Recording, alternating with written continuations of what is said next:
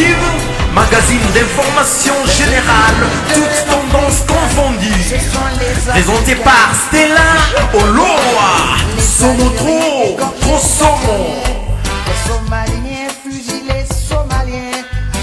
Magazine d'information générale, toutes tendances confondues.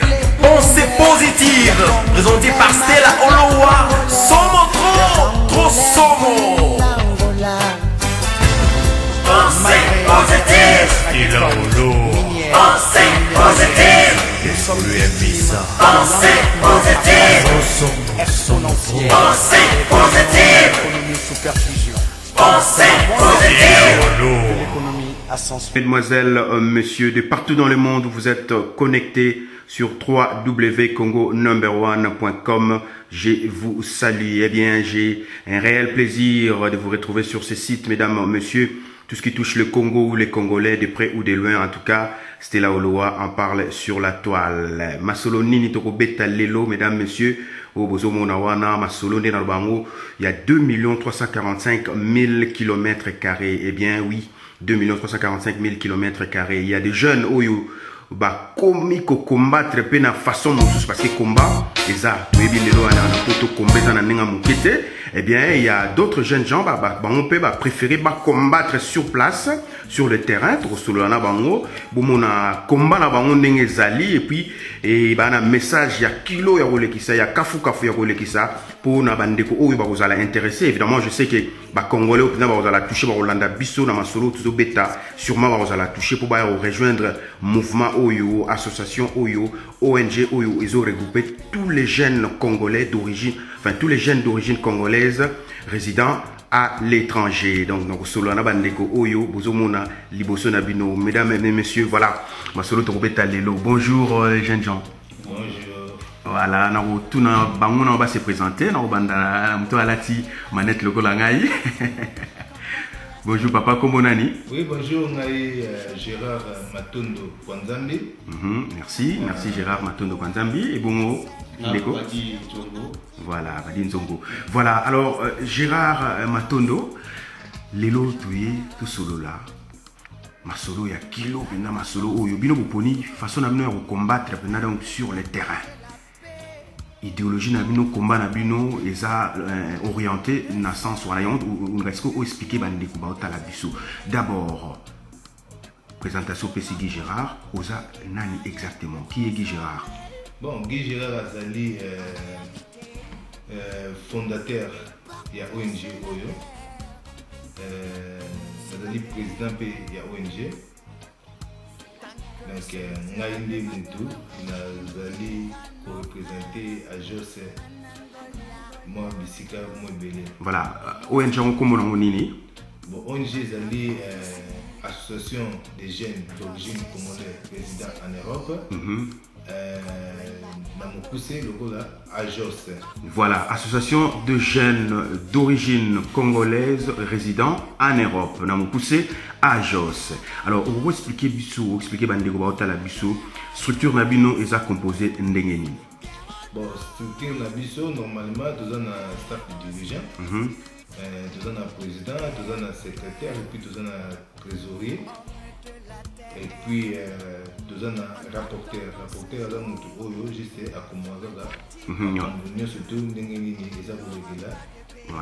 Voilà la définition très bien. Alors, expliquez moi c'est quoi en fait votre but exactement? AJOS, Moussala na monini. AJOS est lingini. Nangabna ko solo la mingi na monona biso mboka. On a très à l'aise bena ko solo na monoko na ngai bena ya mboka côté wana rien à dire. Expliquez biso bena. Objectif nabino nini? Objectif ya AJOS eza nini? Bon, dans le cadre ya combat, biloko ezalaki belé oza ya combattre na mboka na biso RDC. Alors, biso na komona ke ndenge bandeko baza ko souffrir neti na nzala. Alors, biso to ponaki élément na biso ezalaki nini? Eloko liboso ezalaki fallait to combattre nzala. Po soki bato bale tokoki bape kobunda malamu. Yango wana tomipesaki mingi kote bilanga. Pe tosukaki na bilanga te ezalaki mpe lisusu mwa kopesa formation na bagene et puis na bato oyo baza kovivre na handicap. Voilà. Donc c'est ça en fait votre but, vos objectifs ndenge olobi wana ezali combat na bino lelo na kati ya RDC, hein, Congo ezali ko combattre nzala. Donc une façon pour vous ya combattre nzala. Alors yo préféré bo combattre ngo na bilanga. Idango bandaki na ndenge nini Guy Gérard? Bon, en tout cas bon, idée et bandaki vraiment ezalaki moi passé na 2011 na zalaki na vacances na kati ya mboka na biso. En tout cas, na monaki lolenge vraiment bato bazalaki vraiment konyokwama nzala. Bon, entre temps et puis nzambe apesa biso mabele moko oyo ezali kitoko. Mabele moko oyo ezali que même temps tozokola obwaki mai ya tomate na sima, tomate eboti. Et puis bon, na mekaki kosolo na bandeko wana. Ntango nyonso ezalaki soki babengi yo otindi mwa mbongo, mwa basoutien. Mais natalisaki bango bolelo soki naza te. Ekozala ndenge nini mpona bino tomekaki kosolo na baninga wana et puis na proposaki bango idée oyo nga na bike non en tout cas j'ai toujours pensé que un jour tomeka kosala eloko moko boye na façon que oyo ezaki bino mpe beaucoup kose retrouver. Alors bango tout bazalaki d'accord et puis nalakaki bango kaka no bonga nazongi nakomeka mpe komeka kosona baninga mosusu kuna bototala nini oyo biso tokomeka kosala. Voilà.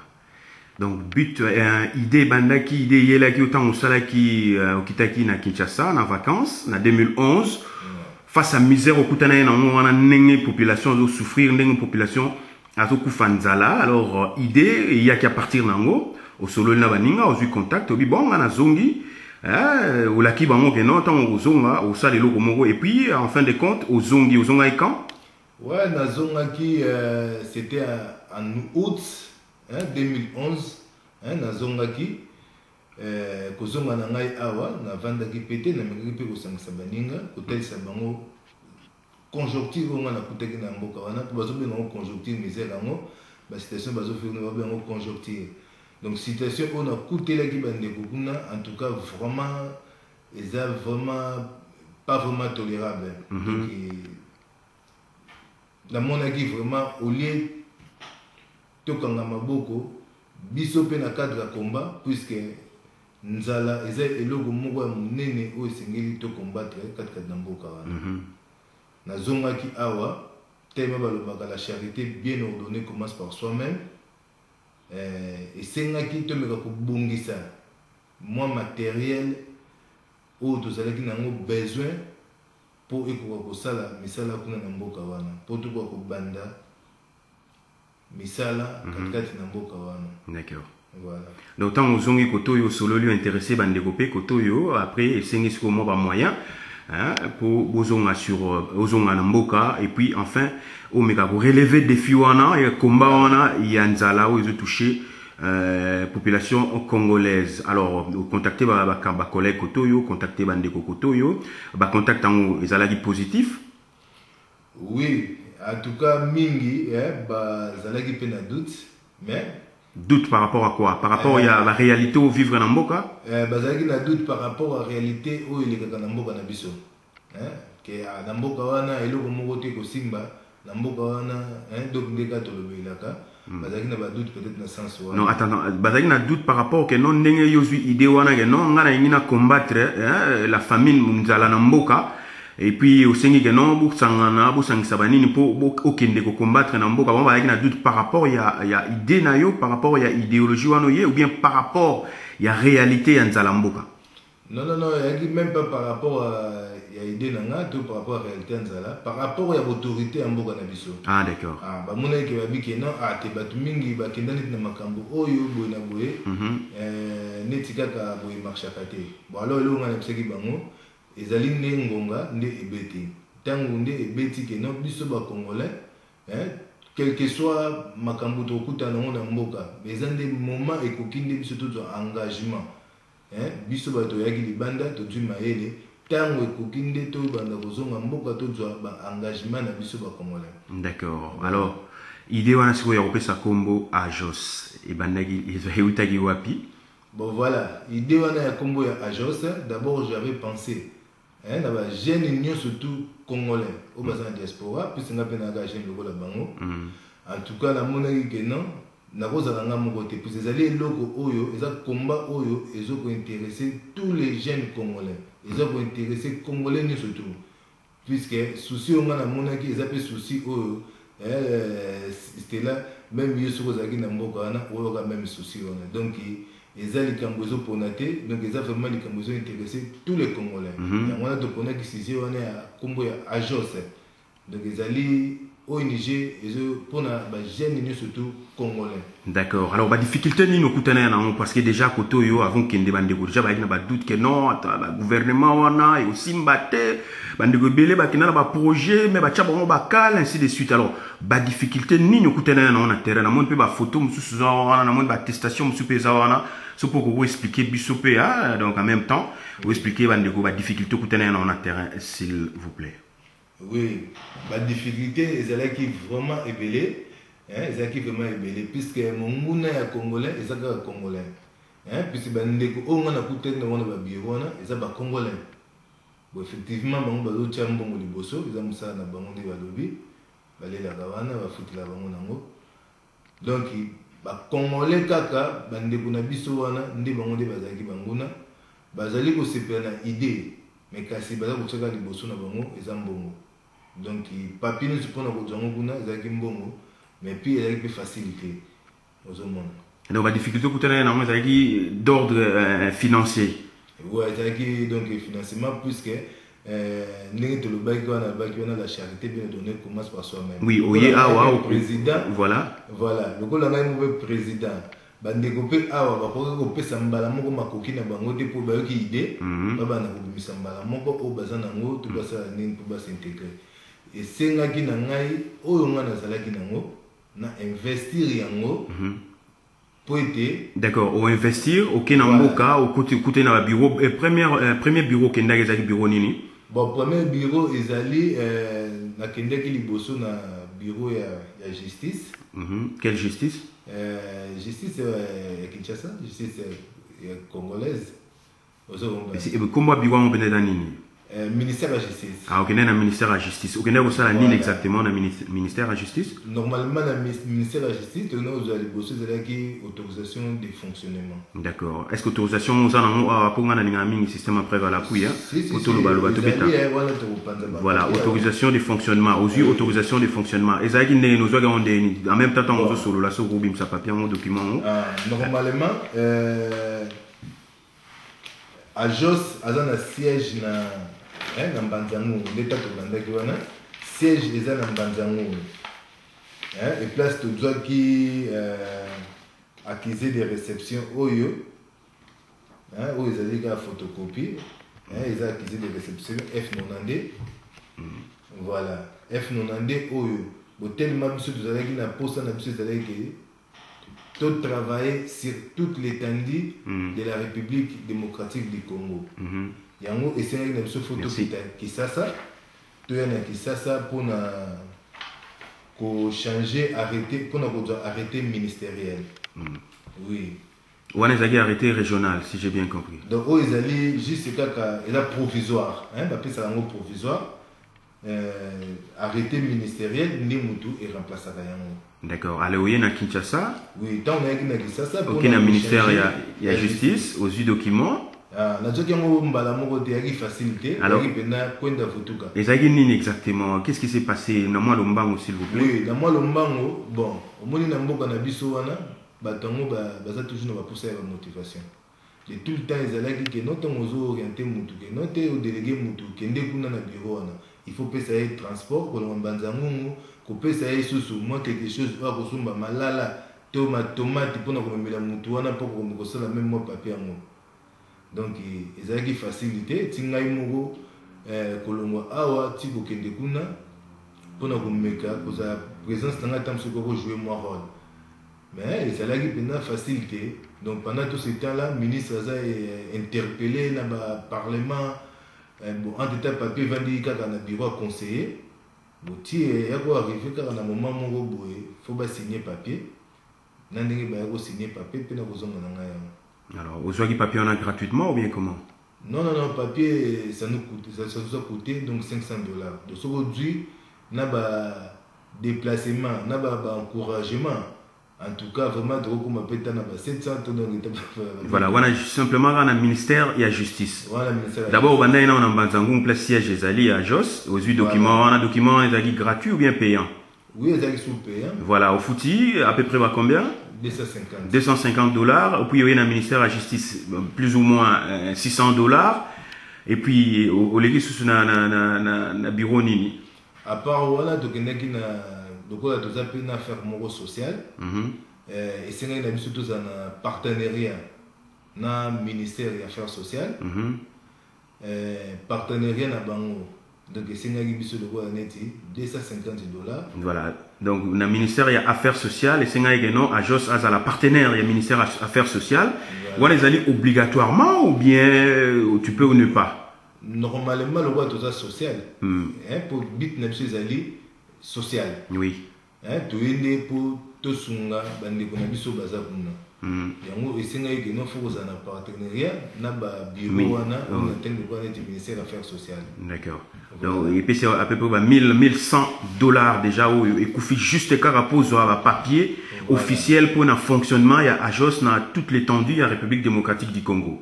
Voilà. Et signalons mesdames messieurs que non ils ont à caractère social hein, donc ils ont vraiment non lucratif.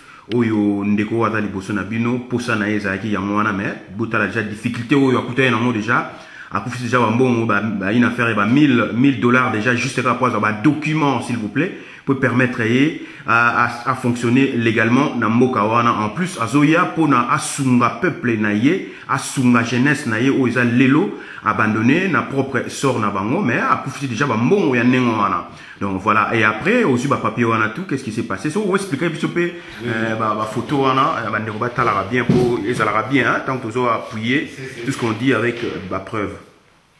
Donc, où ils allaient le voir un certificat d'enregistrement, il y a partenariat dans le ministère des Affaires sociales. Où ils allaient certificat d'enregistrement, il y a le ministère et un plan et suivi des œuvres de la révolution de la modernité. Oyo, ils allaient arrêter ministériel. Arrêter ministériel. Oui, écoutez, 500 balles. Papier, on a besoin de gens qui sont moutous. Donc, c'est même que tu n'as pas mis ça dans le bureau du ministère Oyo, voilà.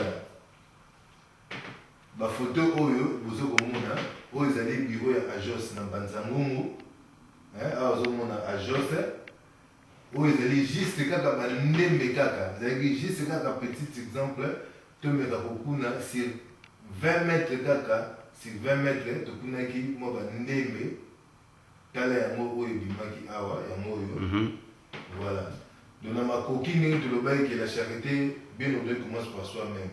Donc voilà, au sali déjà moi hectare on soit au somba qui besoin gratuitement. Donc oh ils juste devant bureau. Ah devant bureau ya Jos na Banzangu. À Jos na Banzangu, moi bandembe kaka ya mukeka kaka to kunaki, tala ya mo ndenge bimaki awa. D'accord. Voilà. Mesdames, Messieurs, wana bozomona musala mwana mobali aza liboso na bino azo combattre ye pona ye combat na ye yango wana na mboka na ye Congo. Botalaka ba difficulté akuta nango bolandi ndenge alobi wana wana bandembi wana bomoni za nango juste échantillon moi exemple kaka pour alobi non na kovanda ndenge wana te to banda kaka na moi eloko moko bomoni déjà la République démocratique du Congo la terre elle est tellement fertile que non on planter partout. Donc il y a mais comme un paradoxe bande ko kufanzala na mboka wana yango a Jos lelo ndenga lobi na objectif na ye ezali ko combattre la famine na République démocratique du Congo okoya na mo pe ba biso wana ezali na moni grand car ezali na moni jeep pe ezali wana c'est quoi ba mituka wana bon voilà mituka oyo bon ezali juste kaka to préparer qui en attendant pour eko ba kubimisa bandembe ba produit maraîchers ba biloko oyo biso tozosala pour la population yango okomisa ngo tie sika bato oyo bazali na mo besoin mutuka wana ya yo bien oluwai ezali mutuka ya Jos ezali ya ngaite donc voilà donc à Jos aza déjà na mutuka munene ndenge wana donc grand car wana donc mutuka oyo ezali ya Jos pour na ko déplacer ba biloko oyo à Jos azo produit okomisa ngo isika bato oyo bazali na mo besoin. D'accord. namoni tracteur pe wana vous avez un tracteur déjà. Voilà, tout un tracteur yango yo, tracteur eza moko yango tout nango. Et puis jeep ko to bongisaki pona kokote la zamba, kokote abinati na bisika o ezali ke betandi eza na ya vite, tout ko salela. Ya Gérard ya to vanda pena namoni masulu oyo bandeko na ngai eza ya kafu kafu na peut-être pe collègue na yo aninga bakisa ata na moi likambo ko bakisa par rapport à ya misala ya bino association na bino de jeunes d'origine congolaise résidant en Europe.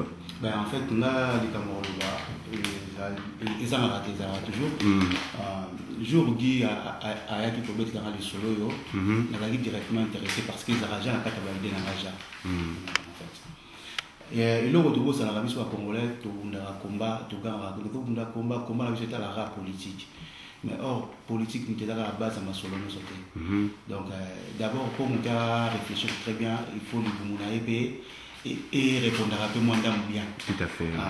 Pourquoi la Kinshasa, mingi bakendara, ake pour na kosala ba fête, pour na s'amuser, mais sans voter la haut à la gauche et la droite, na ndenge ba to vivre. So les bilamba, ok pour l'accès kuna, mais bilamba au jour là ta voisin na waza na possibilité aux monter. Alors, autre de ça, les gens mandambo babé na mot déjà l'amour du prochain. Donc bandeko mingi ba yokaka lisolo mais première idée congolaise à ke ba ngina na yango ba kozola ngombongo soki to salika ko ngina yango ba kozola ngombongo yo mona ko to sala na biso pe loko te donc ngai na éviter ba idée na bango bisusu pour na mutazala na ndenge na mona na makabo moi personnellement en fait na sala na bonne foi na moko na idée prochaine parce que tous les patriotes mais qui patriotisme ils ont été au Kenya ni Congo non pour les Congo ils pour les battre la carte Congo d'abord pour les mabele pour respecter une zété pour respecter nos sociétés ben de on a pas pas dans ma casse il faut de la bien on a bien qui patriotisme donc la meilleure chose à faire d'abord ils a coupé ça battre le roi Kolia biso tous ça biso moi poussière moi mabele la carte ma solo tout ça donc ndeko abandaki asali premier pas biso toye to continue na kata lisolo intéressé biso na marque ya aide donc toujours aider population pas pour gagner quelque chose d'accord jour comme musala o ifuta ka bato to boya mo pete salaire ba boya ramoter pour musala biso mériter salaire tout à fait donc yango tozo benisa baninga o nyoso bazala ki mutema ya koyede baninga o azana donc na moi mutema ya kosala mo loka bien na mama yele o pete zuli awa ko to yaki a te ko to fanda ka to kufela ka ba kunda ka biso tu as besoin d'intelligence au salama maçonnerie au salama boye na moi tant nos akalango to zo ngapé to kina rapé ko tia maeli wala ko ba o bazala ngote d'accord alors pour ko tia bango maela bien to bandi d'abord ko lesa na bango ba o ba jeune minga Congo to sala base Kinshasa sur le sala bilanga et pas la bango bilanga ba mona bango musala ba yuma mais en même temps d'abaka donc tout que la savon que tala biso o ba o banga ka soit disant to utaka ba poto ngambo na zuko ngona ke sala bilanga wana ya mo de so ko lobete mana point on a ti pantalon ceinture pe fan voilà merci beaucoup en tout cas merci beaucoup l'intervention na yo tozongela yo président fondateur Yomogo Guy Gérard. Bon, par rapport, il y a des membres, on a des membres actifs, enfin, staff, on a 4, mais vous avez des membres, il fait partie quand même, il y a Corps, il y a Jos, on va travailler pendant, donc, na Mozino, il y a Jos, na Kinshasa, na Congo. Oui. Effectivement, na Congo, on a vice-président Pazali. Mais c'est Désiré Kalemba, il y a un Banzangungu, il y a des gens qui s'occupent de Banzangungu. Na Kisasa, tozali na ingénieur Sami Kumbu, il y a des Azali pour former les jeunes donc sur la menuiserie industrielle. Donc, tozawana na kitambo déjà batu bazali déjà ko moi formation il y a métier on a lobby oyo ezali bazo sala déjà ba fenêtre en aluminium donc so il na comprendre bien à Jos azaka na bilangate à Jos paza na ba formation mususu pour encadrer ba jeune voilà oyo bazal lelo to le photo lo bango non ezali ko abandonner na sort na bango moko une menuiserie pesa na kati à Jos et puis nini le susu donc il y a le baboye ndenge faire le bagi to ça bata métier hein nga nazali car président mais nazali technicien de nana lobaki non nazali ajusteur soudeur des formations à nakati mboka mondele donc na lingaki pe mayele o ngana yekoli na pesa yango pe epa ya bato mosusu to meka ko kabola yango pe epa ya bato mosusu lelo technologie jo changer biso na kisasa totaka toujours na soudure ya baguette alors que baguette awa bazo salela ngo lisusu te donc dans 10 ans peut-être bunga pe mbala moko yango wana mayele o biso toyekolaki awa soudure o ke biso toyekoli awa yango nalingaki kolakisa na bandeko o baza na kisasa po ete na bainstructeur na biso wana enfin ke bango mpe bayeba kolakisa yango epai ya bagene oyo tolingi koapprendre bango métier wana. D'accord. Donc Ajos aza na bilanga, Ajos aza na menuiserie, Ajos aza na soudure.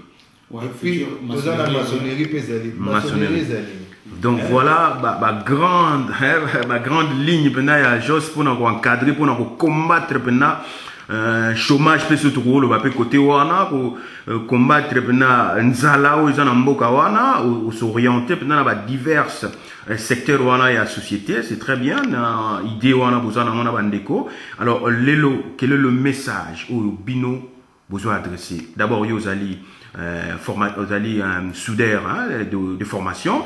Tu éviter ceux qui ont un métier particulier. Maçon de formation. Donc voilà, donc vous avez beaucoup et puis vous avez idée parce que musala maboko photo loba il y a une source même il y a développement il y a mboka nion son monde il y a personne qui va me contredire là-dessus tout le monde a ba poto donc bilangane mutu simbi pena ba masolo côté on a rien à dire et puis construction pe mutu simbi ba makambo donc côté on a ba nzela ba nini tout et ça la na ma solo il y a construction. Alors lelo vous êtes devant www.congo1.com. Quel est le message et le nini bozo s'attendre na bandeko bato tala bino po ba msusu netika kandeka andeko alobaki wana na bani bavwa manango bat bazo bambongo boye mais tout moni déjà bino boza jana ba œuvre concrète boza na ba grand car na bino boza jana ba jeep sur le terrain boza na ba bilanga déjà boza ba makambo na kitambo pe to kotina effectivement ba confrère na biso ba na Kinshasa wana ya www.congo1.com ba okita kuna na siège na bino na kitambo et puis ceux qui peut vous permettre pe tina manzangungu to laksa bandeko masolo makambo ya Ajos ba dengo na ngai ngata mba solliciter ngai ngana ni ba vérité to solo masolo. Moi j'aime bien masolo et touche à 2 345 000 km² qui est la République démocratique du Congo pour notre changement pour notre développement mboka wana. Moi aussi j'ai été touché et je le dis na wa sonité pour na loba na on a s'exprimer parce que hermo musala on peut ba loba non bon mbappé moi sentiment non mais ngapna na lobi pour na masolo ya mboka na ngai et ça peut être très intéressant. Toutes les personnes on va la toucher na émission tout ça là numéro zawana à contacter ba jeune wana mi balé bozo mona balobi association de jeunes d'origine congolaise résidant en Europe. Bon en Europe tu checker net moi mais bon partout dans le monde on a touché à benga bandeko pour aya ko boko na na pat pour na combat o pour to même un peu combat ndenge mususu to même on peut na ndenge oyo lelo bandeko ba choisir pour na ba combattre de façon wana eza na ndenge mukete côté wana. Donc alors on a pesibino message na pesibino micro lelo bandeko na ngai boloba qu'est-ce que vous attendez des gens qui vous suivent sur www.congo1.com. Merci Stella. Vraiment na webisa na bandeko surtout au bazo kolanda na tanko oyo combat oyo eza ko concerner tous les jeunes congolais. Combat oyo toza ko mener ezali pour na biso surtout. Donc voilà toza na posa ya congolais surtout place azali boya bo rejoindre biso pour place biso to ko sala muke ensemble na yebi to ko sala mingi. Place biso to ko kate tant na maile na bino peut-être to ko koma liboso. Ya mwana nde vraiment ezaki message clé. Vraiment boya pour le boko moko esukula kelongité tozali na posa ya maboko mususu eya po ete tokoma le boko mumba biso tozomona ka loba tozali musapi ya pamba mais tozozanga misapi mine po ete esala le boko biso toza mosapi moko mais tozozanga misapi mine oyo po ete esala le boko mobimba tokoka kokanga mo eloko. D'accord. Voilà message na biso nde ezalaki yango wana et puis souci na biso ezali kaka te tosunga bandeko wana tolakisa bango misala po tomona ba gestionnaire rebelle ba tailleur rebelle mais bazo s'en sortir te mais souci na biso ezali ke lobby tokoma lokola ba kwa rouge nde tomona wana tokoma lokola ta une société moko sociale to créer emploi pour na bato wana oyo biso tokolakisa misala wana pena nde ezali biti na biso suka nango nde ezali yango wana. Voilà. Merci beaucoup. Alors mon frère. En fait, biso toza ko ça appelle la bande nyonso tous les jeunes congolais. Donc ils a donc tozo senate soutien ils a financièreté. Soutien dans la forme nyonso donc matériel, finance, moral, oui. Spirituel également. Pour nous, photo moi papa Simo Gimbangu wana nagi vous allez na Gimbangu na Mbanzangungu, donc soutien spirituel peut être très important dans Mboka wana Congo pour les lopé faut et kangwa spirituellement hein. Bien sûr. Mais il y a libération en spirituel. Voilà. Malé ba biso oto yekoli ba misala wana, moi ba misala maboko, moi aide ya ko kotiaka ma loboko ya kolakisaka mo bandeko kuna misala ezaka nyonso soutien donc biso toza liboko mokuse donc tout to comme ebele loboko ekoma molai donc yango tozosenga na bandeko nyonso oyo aza na motema wana ya koide donc toya tosangana tosala eloko moko wana tokobenga mo vrai combat tosali donc eza teke to combat moko ka tobundaka me bakomba ezebele oyo aza na motema koyede bandeko toya tosangana po toluka tosunga mais na mutute ke tozoya poto ngindela mo non tozoya poto aider oui de mboka na yo Congo donc voilà on benga ke yo vrai patriote tout à fait. Merci beaucoup à moins que na tegi songo bakisa sinon to suka wana voilà eloko ya kobakisa ezanga raté donc oyo nso bazolanda biso partout place beaucoup tameli celui site ali ya so bwana ba site na bino po ko pesa ba numéro et puis voilà normalement ba ko tala biso na Facebook so na Facebook obeti ajos au mona moi bilili ezali oyo pe bazana kisasa to place beaucoup tameli to na RDC kuna olingi omona yo moko na miso oleki na avenue Kapangala numéro 51 na quartier Loma na Mbanzangungu okuta siège na biso ezali pe kuna to okei na Kisasa na Kitambo magasin na croisement ya avenue Oya na Kwango numéro 1925 na complexe ya Kimbangiste toza na esika kuna place wapi bandeko mususu bazali koyekola déjà moi misala donc message ezali alors on a poto pour vous document vous allez enregistrer ezalaki ndeni vous afutaki pe mbongo bende bon awa na poto omoni mundele aza pena matata te eza te kokuita mata bacentralize makambo na bango place moko okende otui papier yango nde ekokongisa makambo nyonso tu wana donc bufutaki mbongo mpe apo bozwa papier bozala légal juste ça 69 euros mingi te et puis tosuki wana donc voilà donc papier yango oyo ozaki ezolakisaki toza légal awa na kati ya mboka Belgique. Voilà, je signale que toza bel et bien à siège maintenant ya Ajos. Pensée positive, magazine d'information générale, toutes tendances confondues. Présenté par Stella Oloa, Somo trop Somo. Magazine d'information générale, toutes tendances confondues. Pensée positive, présenté par Stella Oloa, Somo trop Somo. Pensée positive. Stella Olo. Pensée positive. Pensée positive. Pensée positive. Pensée positive.